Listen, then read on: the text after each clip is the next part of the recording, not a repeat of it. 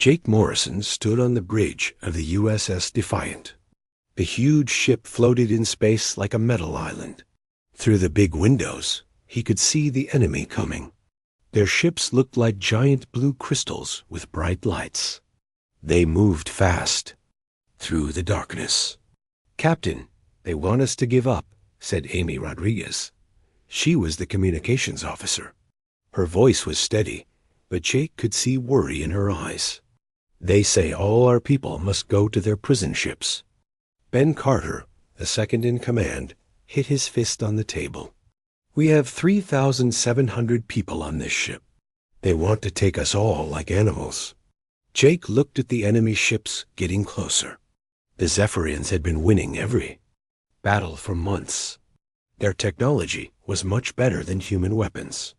Their ships could move faster than anything humans had built. Their energy weapons could cut through human armor like paper. The aliens thought humans were weak and stupid. They had taken over 37 human worlds already. Each time, they captured the people and made them work as slaves. The Zephyrians believed they were the best race in the galaxy. They thought humans were just another primitive species to control. "Sir, what are your orders?" asked Danny Wells, the security chief. He was a big man with scars on his face from previous battles. His hand stayed near his weapon. Jake thought about his choices. He could fight, but the enemy had 20 ships and better weapons. He could run, but they were faster. He could surrender, but that meant his crew would become slaves. None of these options were good. "We surrender," Jake said finally. The bridge crew looked shocked. Some of them started to protest. But Captain Ben began. "That's an order," Jake said firmly. "But—" He looked at Ben and winked. Ben understood. There was a plan. The Zephyrian ships surrounded the Defiant. Their leader's voice came through the speakers. It sounded like music mixed with static. The translation system made it into English. "Humans, you are now prisoners of the Zephyrian Empire. You will come aboard our ships. Your vessel belongs to. Use now. Do not resist, or you will be hurt." Jake pressed the communication button. "We accept your terms. We will prepare for transfer." What the aliens didn't know was that Jake had been planning for this moment for weeks. He had studied every report about Zephyrian tactics. They always took the biggest human ships as prizes. They always moved the crews to prison ships. They always left only a small guard crew on the captured vessel. Lisa Park, the chief engineer, was already working in the engine room. She was a small woman with quick hands and a brilliant mind. She quietly shut down the ship's self-destruct system. The aliens would expect humans to try to blow up their own ship rather than lose it. When they found the system was off, they would think the humans had given up completely. "All crew to shuttle bays," Jake announced over the ship's speakers. "Prepare for transfer to alien vessels. Take only personal items. Follow all orders from the security team." The crew began moving through the ship's corridors. They carried small bags and looked defeated, but many of them were acting. They had been practicing this for days. The first group of aliens came aboard through the main airlock. They were tall and thin with blue skin that seemed to glow slightly. Their eyes were large and black. They wore armor that looked like it was made of the same crystal as their ships. The alien leader was called Vorthak. He spoke through a device that translated his words. "Where is your captain?" "I am Captain Morrison," Jake said. He tried to look beaten and tired. "You will come with us. Your ship is now ours. It will be studied and then destroyed." Jake nodded. "I understand. My crew is ready for transfer." The aliens were very confident. They had done this many times before. They walked through the ship like they owned it. They didn't bother to search carefully. They didn't think humans were smart enough to trick them. While the main crew was being moved to the alien prison ships, something else was happening. 60 volunteers had hidden in secret places throughout the ship. They were in maintenance tunnels, storage rooms, and empty spaces between the walls. Each person had food and water for several days. Jake was one of the hidden crew. Before the aliens came aboard, he had put on the uniform of a regular sailor. His second officer, Ben, had pretended to be the captain during the surrender. The aliens couldn't tell the difference between human faces very well. The real Jake Morrison was now hiding in a small room behind the bridge. With him were Amy Rodriguez, Danny Wells, and 57 other carefully chosen crew members. They had weapons, tools, and a plan that would change everything. Lisa Park was also hidden deep in the engine room. She knew every pipe, wire, and circuit in the ship.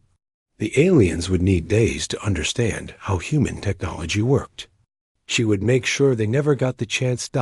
As the last shuttle full of prisoners left the ship, the aliens celebrated. They had captured the most powerful human warship ever built. They had nuclear reactors, advanced computers, and enough weapons to level the city. The Zephyrians thought they had won a great victory, but Jake Morrison smiled in his hiding place. The real battle was just beginning. The aliens had taken a supercarrier, but they had no idea what humans could do when they were pushed too far. They were about to learn why humans were the most dangerous species in the galaxy. The USS Defiant looked empty and defeated, but hidden in its metal heart, 60 humans were preparing to show the Zephyrians what a real fight looked like. 3 days had passed since the aliens took the USS Defiant. Jake Morrison crouched in the dark maintenance tunnel, listening to the sounds of the ship. The Zephyrians were everywhere, trying to understand human technology. They were not having much success. Through the air vents, Jake could hear them talking in their musical language. The translation device in his ear turned their words into English. They were frustrated and confused. "These human systems make no sense," one alien said. "Why do they use so many different materials? Why are there so many backup systems? Their weapons are crude but effective," another replied. "But we cannot make them work properly. The computers keep rejecting our commands." Jake smiled. Human technology was built to be tough and adaptable. It was designed to work even when parts of it were broken. The aliens had never seen anything like it. Amy Rodriguez crawled through the tunnel toward Jake. She had been monitoring alien communications for 3 days. "Captain, I've got good news. The crew made it to the asteroid base safely. Lisa Park's hidden base is working perfectly." Jake nodded. For months, Lisa had been secretly building a base inside a large asteroid near the shipping lanes. She had used mining equipment and spare parts from damaged ships. The base had everything they needed: workshops, living quarters, and most importantly, a way to watch the Defiant without being seen. "What about the alien fleet?" Jake asked. "They're having problems too," Amy said. "Their ships are designed for their technology only. They can't adapt to anything different. 3 of their fighters crashed yesterday, trying to figure out how. Our F-35 jets work." Danny Wells moved through the tunnel toward them. The big security chief was carrying a bag of supplies. "I've been watching the aliens in the hangar bay. They're trying to fly our planes, but they can't understand the controls. One of them got so frustrated, he started hitting the computer with his fist." Jake had to bite his lip to keep from laughing. The Zephyrians were incredibly advanced in some ways, but they had never learned to adapt. Their technology was perfect for them, but it only worked one way. Human technology was Messier, but it could be changed and modified for almost any purpose. "Sir," Amy said quietly, "I picked up something interesting from the alien communications. They're not just trying to use our ship. They're trying to learn from it. They want to understand how human technology works so they can use it against other human worlds." Jake's smile disappeared. That changed everything. It was one thing for the aliens to capture one ship, It was another thing entirely, for them to learn how to use human weapons against human colonies. "We need to contact the base," Jake said. "It's time to move to the next phase." The next phase was something Jake had been planning since the moment. He saw the alien fleet approaching. It was dangerous and probably impossible, but it was also the only way to save humanity. Using a hidden communication device, Jake contacted the asteroid base. Lisa Park's voice came through the static. "Jake, is that you? We've been watching the aliens try to figure out your ship. It's like watching children try to fix a car engine. Lisa, I need you to prepare for Operation Fusion. We're going to take back our ship, but we're going to do it in a way the aliens will never expect." "Are you crazy?" Lisa asked. "That plan was just theory. We don't even know if it will work." "We have to try," Jake said. "If we don't, they'll eventually figure out our technology. Then they'll use it to destroy every human world in the galaxy." Operation Fusion was Jake's most ambitious plan.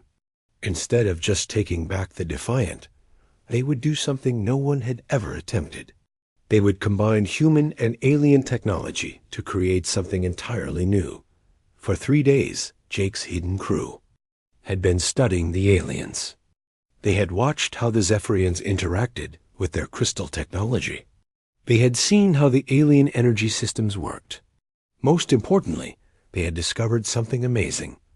The aliens' exotic matter drives were incredibly powerful, but they were also incredibly rigid.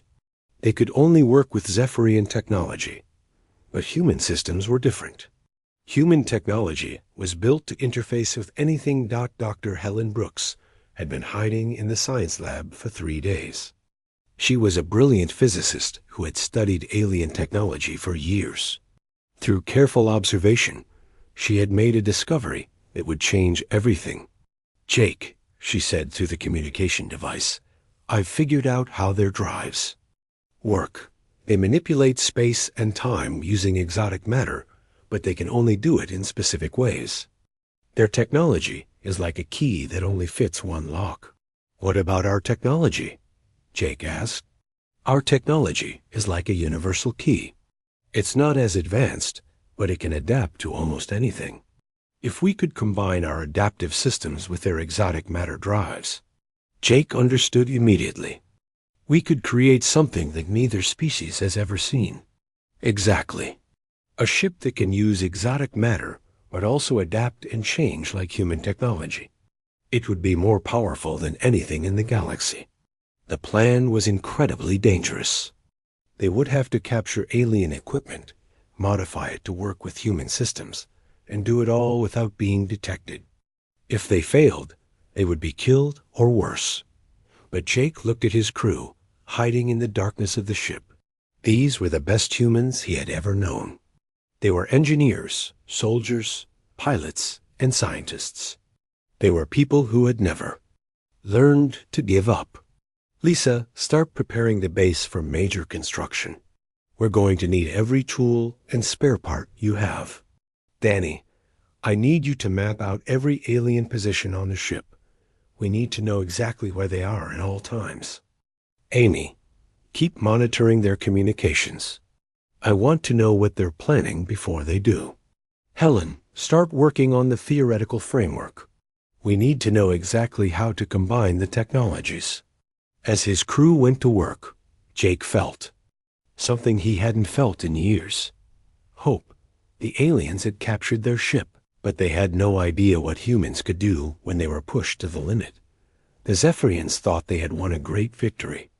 They had no idea that 60 humans were about to attempt the impossible. They were about to learn that humans didn't just adapt to new situations. They transformed them. The USS Defiant was about to become something the galaxy had never seen before. And when it was ready, the aliens would learn why humans were the most dangerous species in the universe. The rescue mission began at midnight ship time. Jake Morrison led his team through the maintenance tunnels toward the alien-controlled sections of the USS Defiant. They moved silently, using hand signals, and night vision equipment. Kate Sullivan, the weapons specialist, carried a bag of special tools. She was small enough to fit through the narrowest spaces and smart enough to understand both human and alien technology. For the past week, she had been studying the Zephyrian equipment. From hiding, "The aliens sleep in shifts," she whispered to Jake. "Half of them rest during what they think is night time. The other half are on duty, but they're not very alert. They think humans are too weak to fight back." Jake nodded. The aliens had made a big mistake. They thought capturing the ship meant they had won. They didn't understand that humans were most dangerous when they seemed defeated. The team reached the engine room where Lisa Park was waiting.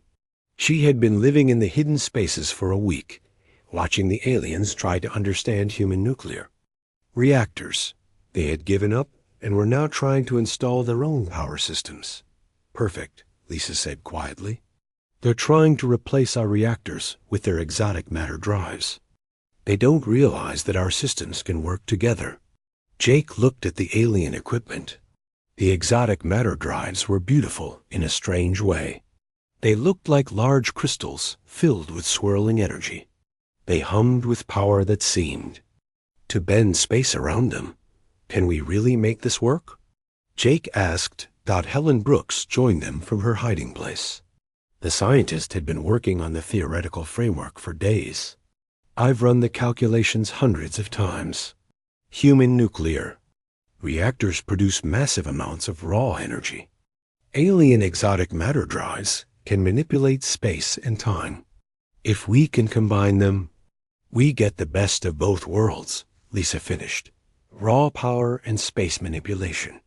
It should work, but we've never tried anything like this before. The first step was to capture alien equipment without being detected."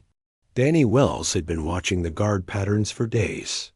He knew exactly when and where the aliens would be distracted. "There," Danny pointed to a section of the engine room. 3 guards, but they change shift in 10 minutes. We'll have a 5-minute window while the new guards are getting oriented." Kate Sullivan moved like a ghost through the shadows. She had trained for years in stealth operations. The aliens never saw her coming. Using a small device that Dr. Brooks had designed, she carefully removed a control unit from one of the exotic matter drives. The unit was about the size of a briefcase and felt warm to the touch. It pulsed with energy that made the air around it shimmer. Kate could feel the power even through her gloves. "Got it," she whispered into her radio. "Moving to extraction point." The team retreated to their hidden workshop deep in the ship's hull. Lisa Park had been preparing this space for weeks. It had everything they needed: tools, computers, and most importantly, a way to work without being detected. The real work began when they tried to connect the alien control unit to human systems. The first attempt created a small explosion that nearly gave away their position. The second attempt caused all the lights in the section to flicker. "The energy patterns are completely different," Helen said, looking at her readings. "Human systems use steady, controlled power. Alien systems use fluctuating, adaptive power. It's like trying to mix oil and water." But humans had always been good at solving impossible problems. Lisa Park had an idea. "What if we don't try to make them work the same way? What if we use them differently?" She began working on a new design. Instead of trying to make the alien technology work like human technology, she would use human technology to control and direct the alien power. "Think of it like a dam," she explained. "The alien exotic matter is like a wild river. We can't change the river, but we can build channels to direct where it goes." The work took 3 days. They had to be incredibly careful not to make noise or create energy signatures that the aliens might detect. Every connection had to be perfect. Every calculation had to be exact. Rick Thompson, one of the ship's best pilots, volunteered to test the first hybrid system. They had installed it in a small fighter jet in the hidden hangar bay. The plane looked normal from the outside, but inside it had been completely transformed. "I've been flying for 15 years, Rick said, sitting in the cockpit. "I've never seen anything like this. The controls feel alive." When Rick started the engine, something incredible happened. The fighter didn't just start up. It seemed to wake up. The exotic matter drive created a field around the plane that made it shimmer like a mirage. "How does it feel?" Jake asked through the radio. "Like I'm not just flying the plane," Rick replied. "Like I'm part of it. The space around me feels different. It's like I can sense things that aren't there yet." The first test flight was short but amazing. Rick took the fighter through maneuvers that should have been impossible. The plane moved through space like it was swimming through water. It could change direction instantly without the pilot feeling any force. But the real breakthrough came when Rick accidentally engaged the exotic matter drive at full power. The fighter disappeared from all sensors for 3 seconds. When it reappeared, it was 5 miles away. "Did I just teleport?" Rick asked in amazement. "Not exactly," Helen said, studying the readings. "You moved through a fold in space-time. The exotic matter drive created a shortcut through dimensions." Jake realized what this meant. They weren't just building a better ship. They were creating something that could change the nature of warfare itself. Over the next few days, they installed hybrid systems throughout the ship. The nuclear reactors provided massive amounts of power. The exotic matter drives used that power to manipulate space and time. Human control systems made sure everything worked together. The aliens never noticed what was happening. They were too busy trying to understand basic human technology. They didn't realize that humans were taking their most advanced systems and making them even better. Nina Foster, another pilot, tested the second hybrid fighter. "It's like having superpowers," she reported. "I can phase through solid objects, move faster than light, and attack from multiple angles at the same time." But the ultimate test came when they finished installing the hybrid drive system in the USS Defiant itself. The massive ship now had power that no vessel in the galaxy had ever possessed. "Are you ready for this?" Lisa asked Jake as they prepared. For the first test, Jake looked around at his crew. They had worked for days without sleep, risking everything to build something that might not even work. But they had done it anyway, because that's what humans did. They took impossible situations and found a way to win. "Fire it up," Jake said. When the hybrid drive activated, the entire ship changed. The hull began to glow with soft blue light. The space around the ship bent and twisted.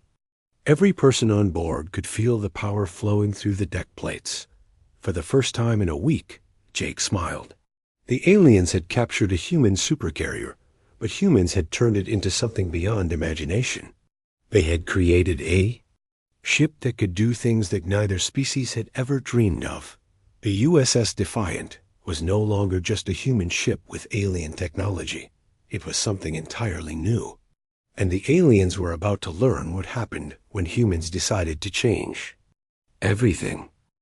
The USS Defiant vanished from Zephyrian sensors at exactly 0800 hours ship time. One moment it was floating dead in space. The next moment it was gone. The aliens thought their equipment was broken. Commander Vextar, the Zephyrian fleet leader, stared at his displays in confusion. Where did the human ship go? Ships do not just disappear. His science officer, a tall alien named Quender, checked all the instruments. "All sensors show empty space, Commander." "But that is impossible. The ship was there just seconds ago." What they didn't know was that the USS Defiant had moved through a fold in space-time. Jake Morrison stood on the bridge, watching the alien fleet through the view screen. They were exactly where he wanted them. "Position report," Jake said calmly. "We are 3,000 meters directly behind the alien command ship," Amy Rodriguez reported. "They have no idea we're here." The hybrid Drive system worked better than anyone had hoped. The ship could move through space in ways that physics said were impossible. It could appear and disappear at will. It could be in multiple places at the same time. Jake pressed the communication button. His voice went out on all Zephyrian frequencies. "This is Captain Jake Morrison of the United Earth Navy. You have 10 minutes to leave this system and return all human prisoners. This is your only warning." The silence lasted for several seconds. Then Commander Vexstar's voice came through the speakers. He sounded angry and confused. "Human, your ship was captured. You are prisoners. You cannot threaten the might of the Zephyrian Empire. Look behind you," Jake said simply. The alien command ship slowly turned. Through their view screen, the Zephyrians could see the USS Defiant floating calmly in space. But this was not the same ship they had captured. This ship glowed with blue energy. The space around it rippled like water. "Impossible," Vexstar whispered. "How did you escape? How did you get behind us?" "We didn't escape," Jake said. "We evolved." What happened next would be remembered as the most one-sided battle in galactic history. The Zephyrians had 20 ships with advanced weapons and energy shields. The USS Defiant had something better. Human creativity combined with alien technology. The battle began when the aliens opened fire. Their crystal weapons shot beams of pure energy that could melt through steel. But the beams passed right through the Defiant like it wasn't there. "Phase shields at maximum," reported Kate Sullivan from the weapons station. "Their energy weapons cannot touch us while we're partially shifted into subspace." The Defiant struck back in ways the aliens had never seen. Human fighters appeared out of nowhere, attacked from impossible angles, and disappeared before the aliens could respond. Rick Thompson and Nina Foster led the attack, their hybrid fighters moving through space like ghosts. "I'm above their command ship," Rick reported. "No, wait, now I'm below it. This is incredible. I can be in 3 places at once." The aliens tried to adapt, but their technology was too rigid. They had never fought an enemy that could change the rules of physics. Their weapons were designed for normal space combat, not for fighting ships that could phase between dimensions. Commander Vexstar watched his fleet fall apart. "How is this possible? No species in the galaxy has this technology." "That's because no species in the galaxy thinks like humans," Jake replied. "You capture our technology and try to use it the way you always have. We capture your technology and make it into something new." The real shock came when the Zephyrians realized the humans weren't trying to destroy them. Every time an alien ship was disabled, human teams would board it and begin studying its systems. They were learning from every battle.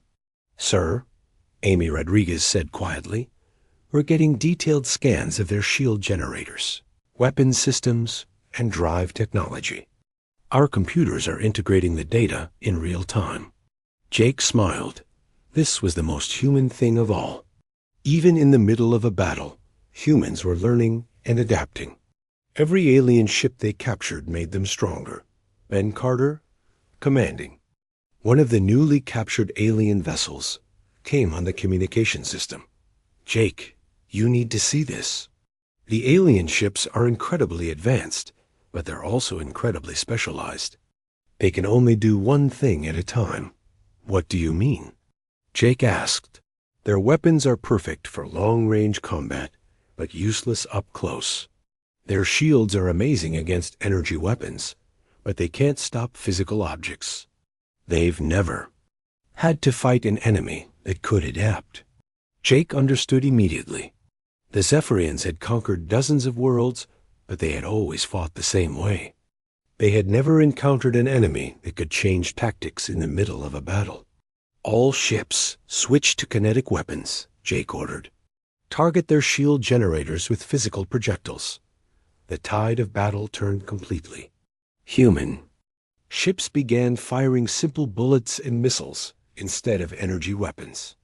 The alien shields designed to stop energy beams, were useless against physical objects. "Commander," Quinder said desperately, "their primitive kinetic weapons are penetrating our shields." "How is this possible?" Vextar was beginning to understand.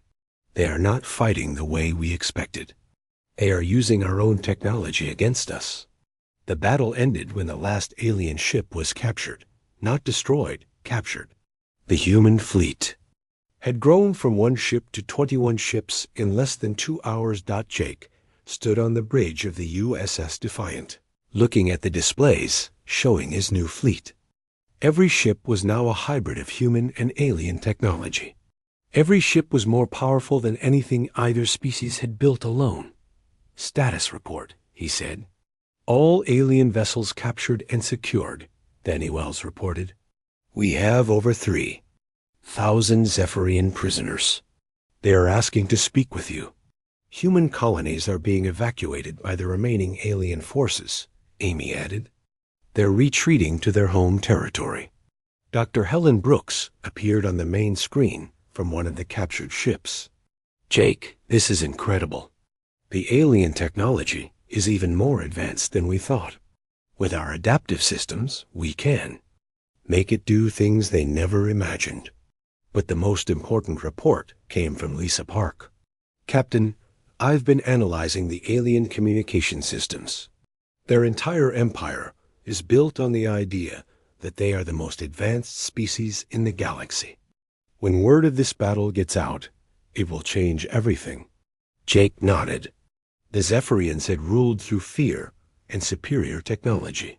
Now they knew that humans could take that technology and make it better. The balance of power in the galaxy had shifted. "Sir," Amy said, "Commander Vextar is requesting permission to speak with you directly." "Put him through," Jake said. The alien commander appeared on the screen. He looked defeated and confused. "Captain Morrison, I do not understand what happened here. How did you turn our own technology against us?" Jake thought for a moment before answering. "You made a mistake that many species have made. You thought technology was about having the best weapons or the fastest ships. But technology is really about solving problems. And humans are very good at solving problems." "But your technology is primitive compared to ours," Vextar protested. "Our individual technologies might be primitive," Jake agreed.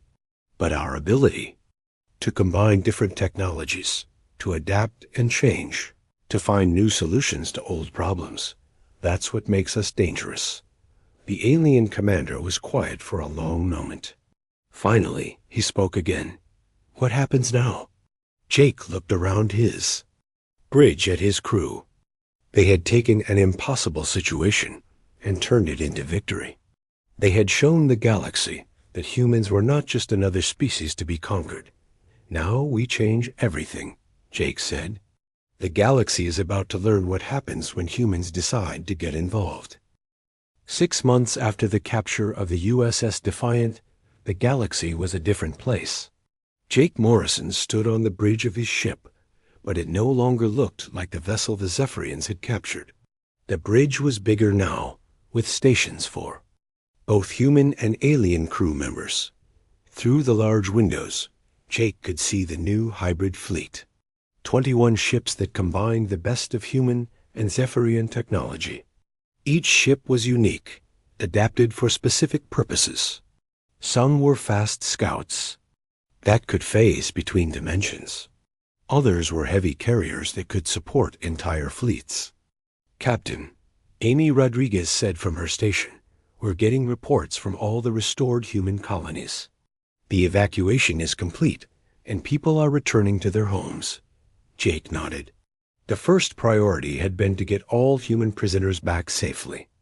The Zephyrians had returned every captured human and left all the conquered worlds. They had no choice. Their entire fleet was now either destroyed or in human hands.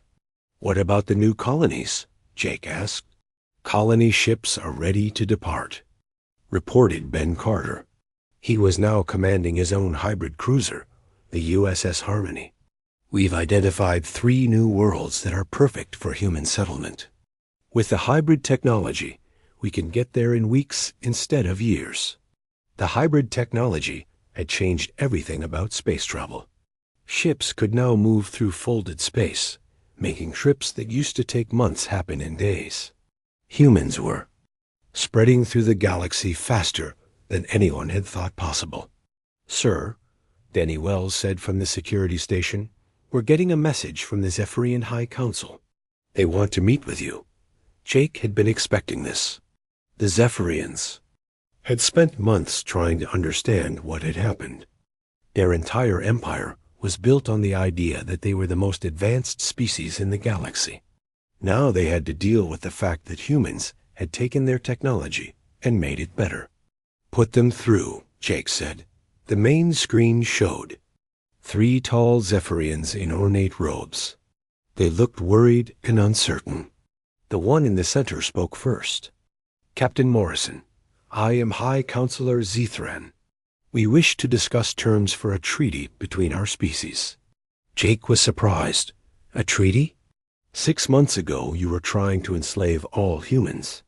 That was before we understood what your species was capable of," Zethran replied. "We have been watching what you have done with our technology. It is ... impressive." What the Zephyrians had seen was something they had never encountered before. Humans didn't just use technology. They improved it. Every captured Zephyrian ship was now more advanced than it had been originally. Dr. Helen Brooks had led the research effort. Working with captured Zephyrian scientists, she had discovered things about exotic matter that the aliens had never imagined. Human creativity combined with alien knowledge had produced breakthroughs that neither species could have achieved alone. "We would like to propose a partnership," Zethran continued. "Your species has abilities that we lack. Perhaps we could learn from each other." Jake looked around his bridge. His crew included humans and Zephyrians working side by side. The aliens, who had once been enemies, were now valuable team members. They had discovered that cooperation was more powerful than conquest. "What kind of partnership?" Jake asked. "We have knowledge of the galaxy that your species lacks," Zethran explained. "There are other empires out there, some much more dangerous than ours. There are ancient technologies waiting to be discovered. There are threats that no single species can face alone." Jake had heard rumors of other alien empires. The Zephyrians had been just one of many species competing for control of the galaxy. Some were said to be much more advanced and much more aggressive. "In return," Zethran continued, "we would like to learn from your methods, your ability to adapt and improve. Technology is something we have never seen. We believe that together, our species could accomplish things that neither could do alone." Jake thought about the offer. 6 months ago, he would have rejected it immediately. The Zephyrians had been enemies who had tried to enslave humanity. But the last 6 months had shown him something important. Working together, humans and Zephyrians had accomplished incredible things. The hybrid ships were proof that cooperation was more powerful than competition. The alien crew members on his ship had become trusted friends and colleagues. "I'll need to discuss this with Earth Command," Jake said, "but I think there's potential for an agreement." After the communication ended, Jake walked through his ship. In the engineering section, Lisa Park was working with a team of human and Zephyrian technicians. They were designing a new type of engine that could move ships across the galaxy in minutes instead of hours. "How's the work going?" Jake asked. "Better than we ever hoped," Lisa replied. "The Zephyrians understand exotic matter in ways we never could, but they never thought to combine it with nuclear fusion. Together, we're creating something amazing." In the medical bay, human doctors were working with Zephyrian healers. The aliens had medical technology that could heal wounds in hours instead of weeks. The humans had surgical techniques that were more precise than anything the aliens had developed. "We're learning so much from each other. Dr. Sarah Kim told Jake. The Zephyrians can heal injuries that we thought were permanent. But our understanding of anatomy and physiology is helping them develop new treatments. The most impressive changes were in the fighter bays. Rick Thompson and Nina Foster were training mixed squadrons of human and Zephyrian pilots. The alien pilots were learning human tactics, while the humans were learning to use exotic matter. Controls. The combination is incredible, Rick reported.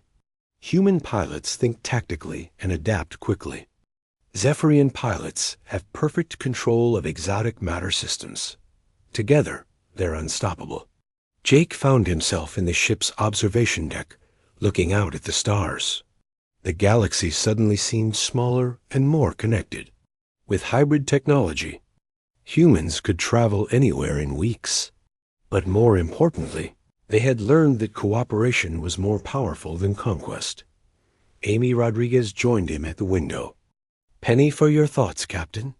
"I'm thinking about how much has changed," Jake said. 6 months ago, we were just another species trying to survive. Now we're helping to shape the future of the galaxy." Amy nodded, looking at the hybrid fleet moving through space. "Do you think we made the right choice? Working with them instead of just fighting them?" Jake watched as a human transport ship docked with a Zephyrian science vessel. The two crews would be working together on a new project to explore distant star systems. It was something that would have been impossible just months ago. "I think we proved something important," Jake said. "The strongest civilizations aren't the ones with the best weapons or the most advanced technology. They're the ones that can change and grow." A communication alert sounded. Amy checked her device and smiled. "It's a message from Earth Command. They've approved the partnership with the Zephyrians. They're also sending more ships to join the hybrid fleet." Jake felt a sense of satisfaction. Earth's leaders had been skeptical at first, but the results spoke for themselves.